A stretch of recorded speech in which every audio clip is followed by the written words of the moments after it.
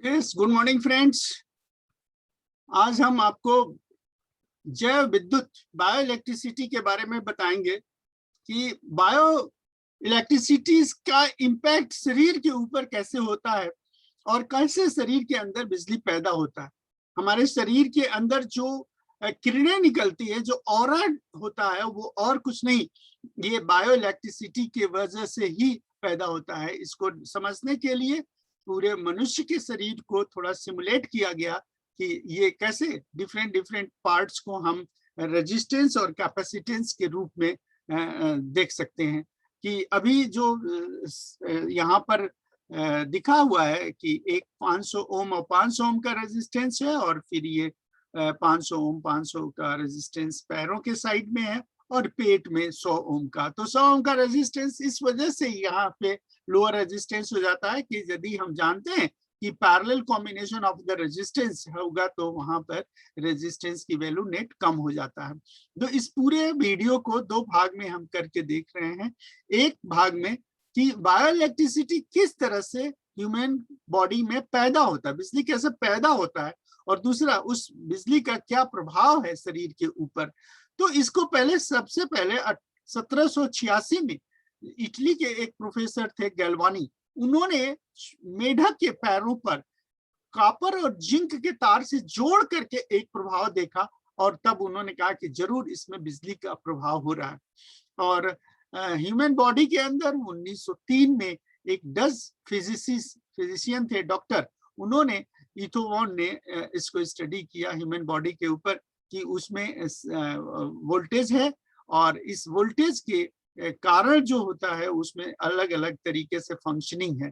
और वो फंक्शनिंग ये है कि जो बायोकेमिकल प्रोसेस है उसके थ्रू बायो इलेक्ट्रिसिटी जनरेट होता है, और बॉडी स्वयं जनरेट करता है, और उस पोटेंशियल से सिग्नल्स को भेजता है डिफरेंट डिफरेंट पार्ट में। जैसे कोरोना वैक्सीन को हम लगाते हैं, सुई चुभोते हैं, सुई चुभोने का खबर दिमाग में पहुंच जाता है। कैसे? सेल के अंदर जो सेंसर है, ट्रांसड्यूसर है, वो एक एनर्जी को दूसरे में कन्वर्ट करके और इलेक्ट्रिकल सिग्नल्स के रूप में उसको ब्रेन के पास भेज देते हैं, और ब्रेन उसको समझ जाता है yes there is a problem.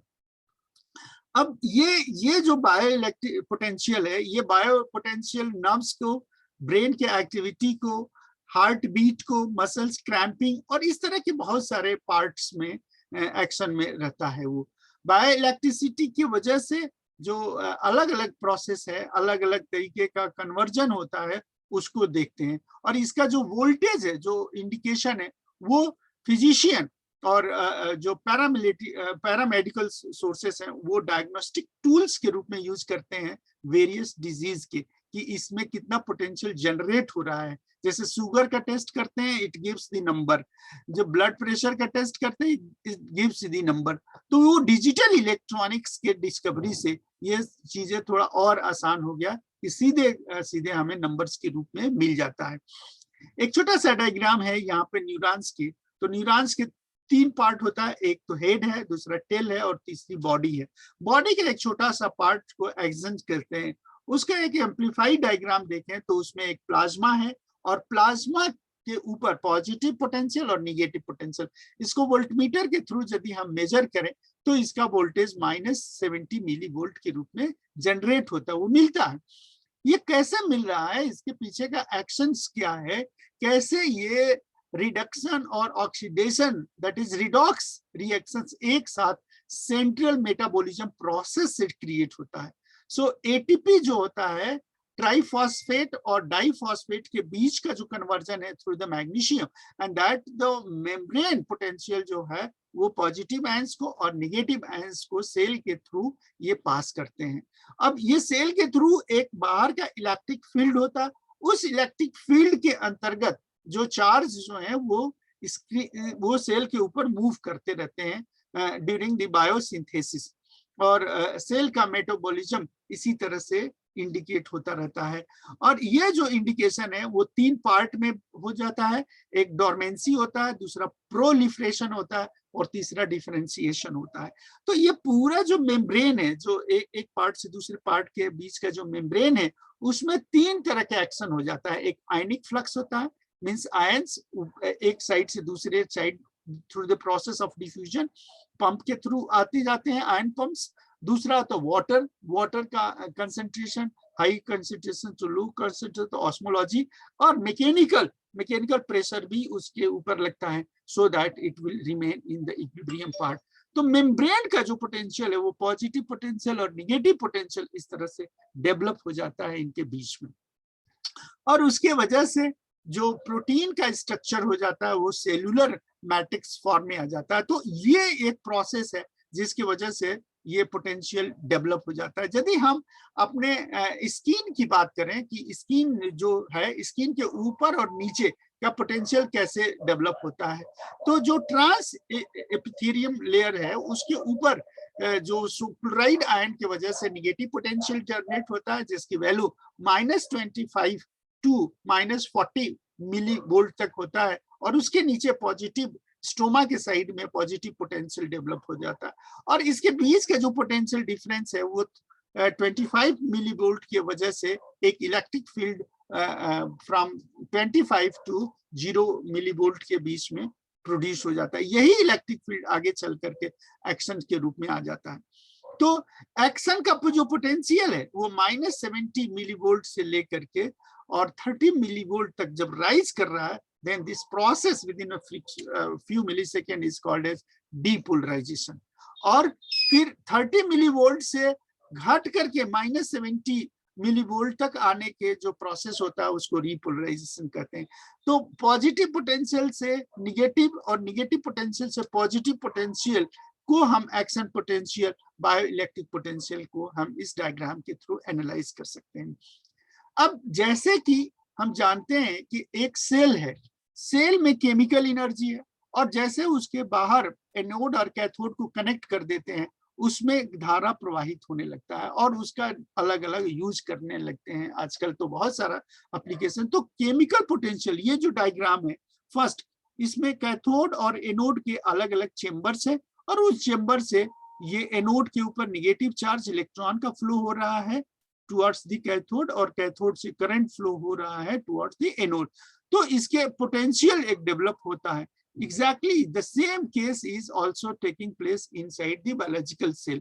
इसका जो मेम्ब्रेन है, मेम्ब्रेन के आउटसाइड में पॉजिटिव पोटेंशियल, इनसाइड में निगेटिव पोटेंशियल, और बायोसिंथेसिस के वजह से इसके अंदर पूरा का पूरा एक चार्ज क्रिएट होता है। और यही चार्ज और यही पोटेंशियल जब हम न्यूक्लिक एसिड आते हैं कि जीनोम्स में आरएनए और डीएनए होता है, तो उसके बीच में जो हेलिक्स फॉर्म होता है, हेलिक्स के बीच में जो बेसिस कनेक्टेड होते हैं, वो बेस जो है एडोनिन और थायोसिन से कनेक्टेड होता है, और जो साइटोसिन है वो गुआनिन से कनेक्टेड होता है। और जब आरएनए में जाते हैं तो उस समय ये साइटोसिन जो है वो यूरेसिल में कन्वर्ट हो जाता है। तो जो बेस का चेंज है, ये बेस का जो पोजीशन है, इस बेस के पोजीशन के बीच का जो डिस्टेंस है वो करीब 30 नैनोमीटर के आसपास हो जाता है, और एक हेलिक्स के एक जो रिप बनता है उसके बीच में 3 to 4 नैनो। तो इतना शॉर्ट डिस्टेंस में इतनी पोटेंशियल से they will talk, they will communicate about the information. और जो सेल है, सेल के अंदर जो सरफेस है, उस सरफेस का जो इक्विपोटेंशियल है वो नहीं हो पाता है बराबर। तो कुछ हाई सुपर सेंसिटिव हो जाता है, कुछ पोटेंशियल के कम की वजह से वो उतना एक्टिव नहीं होता है। तो जो इलेक्ट्रोफोरेसिस प्रोसेस है और उसके वजह से मॉर्फोलॉजिकल चेंजेस सेल के अंदर आ जाते हैं, वो एक दूसरे को सेंसिंग करके उसको कन्वर्ट करते हैं, बाइफरकेट करते हैं। So whole control is bioelectricity for the division of cells in the ionic current as well as the Faraday current inside the cell, and this will disrupt the cell division and distortion।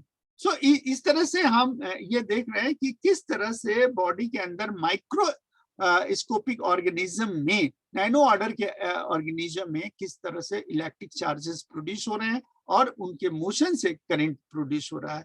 तो इस तरह से bio electromagnetism में there is बायोइलेक्ट्रिसिटी and biomagnetism, और बीच में bio electromagnetism है। So electric field from bioelectric sources, magnetic field from bioelectric sources and magnetic field from magnetic materials. जो haemoglobin है उसके अंदर जो आयरन है मैग्नेटिक मटेरियल्स है वो मैग्नेटिक फील्ड के रूप में करते हैं और इसके वजह से मैग्नेटोथेरेपी का यूज करते हैं। और ये जो मैग्नेटिक थेरेपी जो है मैग्नेटिक ससेप्टिबिलिटी जो मेम्ब्रेन्स के होते हैं उसके बीच में कंडक्ट करते हैं। तो मैग्नेटिक मेजरमेंट भी इलेक्ट्रिक इम्पीडेंस से करते हैं और इलेक्ट्रिक मेजरमेंट भी इलेक्ट्रिक इम्पीडेंस से कर लेते हैं ताकि वो बीच का जो इंट्रिंसिक प्रॉपर्टीज है उसको मेजर किया जा सकते हैं। और वो जो प्रॉपर्टीज जब हम मेजर कर लेते हैं that will use as the diagnostic tool for the different health sector. तो इसका जो इफेक्ट है ब्रेन के ऊपर, हार्ट के ऊपर और लंग्स के ऊपर, ये सारे के सारे MRI, PT, CT scan, all these signals are interacting with this potential और उसका इम्पैक्ट लेकर के हम करते हैं। तो इस तरीके से शरीर के अंदर कैसे चार्ज हुआ उत्पन्न, सोडियम, पोटेशियम और कैल्शियम के वजह से, मैग्नीज की वजह से, आयरन की वजह से, और उसका चार्ज का फ्लो हुआ, उसके वजह से कितना पोटेंशियल क्रिएट हुआ। अब इस प्रेजेंटेशन का दूसरा पार्ट है कि यदि बॉडी एक कंडक्टर के रूप में है, एक अलग से अल्टरनेटिव पाथ बन जाता है तो उसके ऊपर प्रभाव क्या पड़ेगा। तो इस प्रभाव को देखने के लिए हम दो चीज देखते हैं, एक तो कितना करंट फ्लो हो रहा है और दूसरा कितने समय तक करंट फ्लो हो रहा है। यदि इलेक्ट्रिक करंट ह्यूमन बॉडी से पास हो रहा है तो उसके वजह से जो टिश्यू है वो इंजरी होगा, वो जल भी सकता है, उसमें मसल का स्टिमुलेशन भी हो सकता है, अनकंट्रोल्ड मसल्स भी हो सकता है और इवन दो बेहोशी की स्थिति भी बन सकती है। तो यदि हम अपना ये बात करें कि जो डोमेस्टिक सप्लाई है घर का वो 50 हर्ट्ज के ऊपर है और करंट की इंटेंसिटी डिफरेंट करंट इंटेंसिटी पर डिफरेंट परसेप्शंस हो जाते हैं। जैसे 1 मिली एम्पियर का करंट है तो उसे थ्रेशोल्ड होगा कि हाँ कुछ बिजली की झंझनाहट है। 5 मिली एम्पियर का यदि करंट है तो एक्सेप्टेड मैक्सिमम हार्मलेस करंट, उसे कोई नुकसान नहीं होगा, बट आपको लगेगा कि झंझनी आ गई और कहीं करंट इसमें फ्लो किया है। लेकिन वही 10 से 20 मिली एम्पियर की करंट थोड़े समय के लिए होगा तो पॉसिबल है कि आप बेहोश हो जाएं, आपके अंदर एक्सर्शन हो जाए, आपके अंदर मसल्स इंजरी हो जाए, आपके हार्ट का रिस्पिरेटरी सिस्टम थोड़ा सा डिस्टर्ब हो जाए। और यदि ज्यादा करंट है जैसे 200 से लेके 300 मिली एम्पियर का है तो this will be verticular fibrillations will start in the heart and the respiratory system और temporary respiratory जो है वो पैरालिसिस भी हो सकता है। लेकिन यदि 5 एम्पियर और उससे ज्यादा का करंट 10 एम्पियर जैसे एसी है और ट्रांसफार्मर है उससे 25 एम्पियर की current high amount of the current flow होता है तो that will cause death also for human body. अब हमको इस बिजली के साथ रहना भी है तो बिजली के साथ रहने के लिए जो इक्विपमेंट्स है मेडिकल पॉइंट ऑफ व्यू से पूरे के पूरे इक्विपमेंट्स को 3 भागों में क्लासिफाइड कर देते हैं, क्लास 1 इक्विपमेंट, क्लास 2 इक्विपमेंट और क्लास 3 इक्विपमेंट। तो क्लास 1 इक्विपमेंट, क्लास 2 और क्लास 3 तीन तरह के इक्विपमेंट्स होते हैं। जैसे घर में वायरिंग है तो वायरिंग जब होता है तो एक अर्थ जरूर होता है, तो उस अर्थ को दैट इज कॉल्ड प्रोटेक्टिव अर्थ। मतलब जो हाई पोटेंशियल है और low potential, earth is zero potential और हाई पोटेंशियल है तो कहीं ना कहीं से हाई पोटेंशियल से लो पोटेंशियल पे करंट फ्लो होगा ही होगा। तो उसको जो इंसुलेट करने के लिए उसके एक्सपोज्ड पार्ट है उसको कम करने के लिए we do all this type of the things. और यदि लार्ज करंट फ्लो हो रहा है तो हर सर्किट में, हर घर के एक सर्किट में एक फ्यूज होता है जो फ्यूज का इंतजाम करते हैं कि यदि हाई करंट है तो फ्यूज टूट जाए, फ्यूज टूट जाएगा तो एक शिफ्ट हो जाएगी। दूसरा है क्लास 2 इक्विपमेंट जो जिसमें डबल प्रोटेक्शन किया जाता है, एक तो बेसिक प्रोटेक्शन जो घरों में होता है, दूसरा इक्विपमेंट के अंदर अलग से एक फ्यूज होता है, जैसे टीवी है, जैसे कंप्यूटर है, इस तरह के जो डिवाइसेस हैं इसके अंदर डबल प्रोटेक्शन किया जाता है। और डबल प्रोटेक्शन इसी वजह से कि यदि एक प्रोटेक्शन फेल हो जाए तो दूसरा प्रोटेक्शन उसको सेव करके उस इंस्ट्रूमेंट को भी सेव कर सकता है और जो काम कर रहा है उसको भी सेव कर सकता है। इसके बाद क्लास 3 इक्विपमेंट क्लास 3 इक्विपमेंट को हम थोड़ा दूसरे नाम से भी जाते हैं, सेफ्टी एक्स्ट्रा लो वोल्टेज, मतलब ऐसे इक्विपमेंट जो 25 वोल्ट एसी से रन करते हो या 60 वोल्ट डीसी से रन करते हो, तो उसको SELV नाम से हम इसको जानते हैं, extra low voltage, safely extra low voltage से। ये ज्यादा तो बैटरी चार्जिंग से होता है, लेकिन बैटरी से नहीं काम कर रहा है तो बिजली से इल्यूमिनेटर लेकर के पहले उसको चार्ज करते हैं, फिर उसको यूज करते हैं एप्लीकेशंस करने। और इस तरह के इक्विपमेंट ज्यादा हम हाई रिस्क एरिया में, जैसे आईसीयू है, उस एरिया में यूज करते हैं बहुत सारे इंस्ट्रूमेंट्स को। लेकिन जैसे ही हम चार्जिंग की बात करते हैं, उसमें एक ट्रांसफार्मर होगा और इलेक्ट्रॉनिक डिवाइसेज होता है, तो ये इंश्योर कर ले कि जो चार्जिंग वाला इंस्ट्रूमेंट है वो क्लास 1 क्लास 2 प्रोटेक्टेड है कि नहीं। उसके ट्रांसफार्मर के अंदर जो स्क्रीन है वो स्क्रीन कहीं कनेक्टेड है कि नहीं क्लास 1 और क्लास 2 अप्रोप्रिएट रिक्वायरमेंट्स की। यदि ऐसा नहीं है तो उसमें एक करंट फ्लो हो जाएगा and that is called leakage current. ये लीकेज करंट कारण क्या होता है कि ग्राउंड का पोटेंशियल 0 है, लेकिन ऊपर का जो पोटेंशियल है वहां से कुछ ना कुछ पोटेंशियल डिफरेंस होने से एक करंट फ्लो हो जाता है। क्योंकि कोई भी चीज एब्सोल्युटली परफेक्टली वो इंसुलेशन हो ही नहीं सकता, या उसका इंपीडेंस इनफाइनाइट नहीं हो सकता। तो ऐसे स्थिति में जो वोल्टेज है वो कंडक्टर के थ्रू फ्लो करेगा, कैपेसिटेंस है उसके थ्रू चार्जेस पास भी हो जाएंगे, रेजिस्टेंस है उसके थ्रू अर्थ हो जाएगा। So these are the various parameters which create the leakage current. इसको हम 3 भाग में क्लासिफाई कर देते हैं, एक अर्थ लीकेज करंट, दूसरा इंक्लोजर और तीसरा पेशेंट।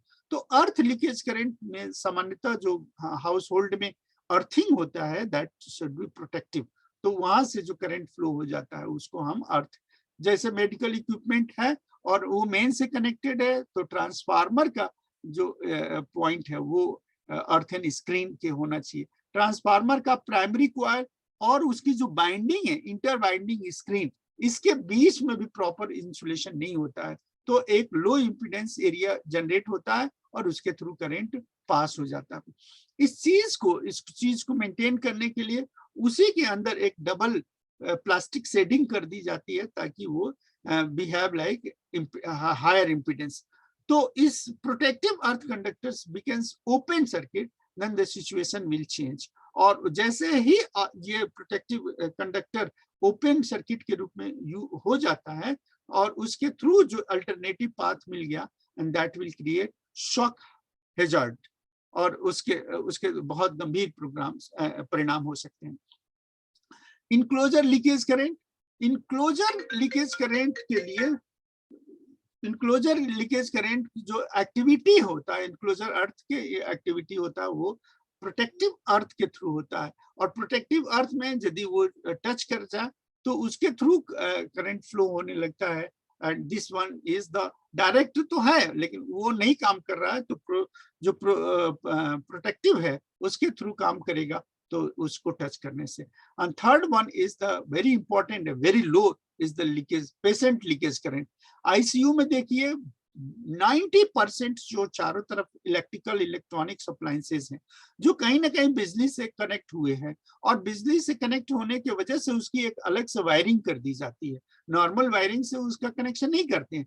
अलग से वायरिंग करने के पीछे का कारण ही यह है कि उसके लिए क्लास 1, क्लास 2 और क्लास 3 इक्विपमेंट्स का एक अच्छा कॉम्बिनेशन वहां रहे, और ये जो करंट है वो पेशेंट के थ्रू पास न हो, ये पूरा का पूरा ध्यान में रखा जाता है। क्योंकि इतने सारे जो कनेक्टिंग वायर्स हैं और इंस्ट्रूमेंट्स हैं और प्रोब्स हैं और सेंसर्स हैं, जिसके वजह से बॉडी के अलग अलग पार्ट्स को मॉनिटर किया जाता है, वहां कहीं ना कहीं चांसेस बनते हैं। क्यों? क्योंकि जैसे पहले मैंने कहा कि कोई भी कंडक्टर है, इंसुलेटर है, उसको हम आइडियली नहीं ले सकते, इनफाइनाइट इंपीडेंस या जीरो इंपीडेंस नहीं कर सकते, तो कुछ ना कुछ फाइनाइट वैल्यू है और उसके वजह से करंट फ्लो करता है, and then it is called as the patient current. So we take care of all these things during the part. तो इस वीडियो में हमने 2 चीज जैव विद्युती के ऊपर बात करने की कोशिश किया। एक की मनुष्य के शरीर में जो मनुष्य का ऑरा है वो इलेक्ट्रिक पोटेंशियल की वजह से है, और वो पोटेंशियल बायोकेमिकल प्रोसेस जो माइक्रोस्कोपिक से लेके मैक्रोस्कोपिक तक प्रोसेसिंग में क्रिएट होता है, और वो जो वैल्यू है वो -70 वोल्ट से लेके +30 मिली वोल्ट तक का वेरिएशन में होता है। जो प्रोसेस चेंज होता है उसको डीपोलराइजेशन और रीपोलराइजेशन प्रोसेस किया जाता है। तो ये दूसरा उसका प्रभाव क्या है, शरीर के अंदर ज्यादातर कितने करंट इंटेंसिटी का प्रवाहित हो रहा है। 1 मिली एम्पियर का है, थ्रेशोल्ड वैल्यू होगा।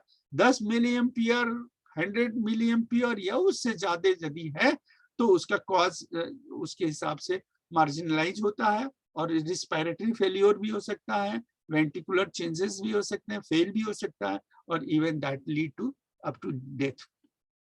तो effect of the current intensity को काउंटर करने के लिए जो इक्विपमेंट्स लेते हैं उसको 3 क्लास में डिवाइड कर दिया जाता है, class A, class 2 and class 3। ये इलेक्ट्रिक मैन्युफैक्चरिंग स्टैंडर्ड के हिसाब से उसमें मार्क्ड रहता है और उसको अवॉइड करते हैं। साथ में उस पे ये भी देखा जाता है कि जो लीकेज है कि हाई पोटेंशियल से ग्राउंड पोटेंशियल के बीच में करंट फ्लो होगा ही होगा, तो ये जो लीकेज करंट है, अर्थ लीकेज करंट, उसमें इनक्लोज है, enclosure by touch leakage current, या पेशेंट है तो पेशेंट के थ्रू कितना लीकेज करंट, ये लीकेज करंट भी स्टैंडर्ड मेडिकल इक्विपमेंट्स के ऊपर लिखे रहते हैं, और उसके हिसाब से उसका इंस्ट्रक्शन रहता है, स्पेसिफिकेशन सारे इंस्ट्रूमेंट्स के ऊपर दिए जाते हैं। तो सावधानी क्या है कि जो चीजें हैं जो हम जानते हैं कि शरीर में बिजली है, जो शरीर खुद उसको इंफॉर्मेशन को प्रोसेस करने के लिए यूज करता है, तो कंडक्टिंग हो गया, बॉडी इज ए कंडक्टर, और उसके ऊपर इलेक्ट्रिसिटी का प्रभाव अलग अलग अमाउंट ऑफ द करेंट्स में थ्रू होता है। और हमारे आसपास के चारों तरफ जो इक्विपमेंट से घिरे हुए हैं वो किस क्लास के इक्विपमेंट, और उस इक्विपमेंट के वो क्लास का प्रॉपर इंफॉर्मेशन है कि नहीं, और यदि उसमें लीकेज करंट है तो देखें कि कितना लीकेज करंट है और उसको कैसे किया जा सकता है। So this is all about the video, and thank you very much, and I hope that you will like this video, and then we will see for the next video next time. Thank you.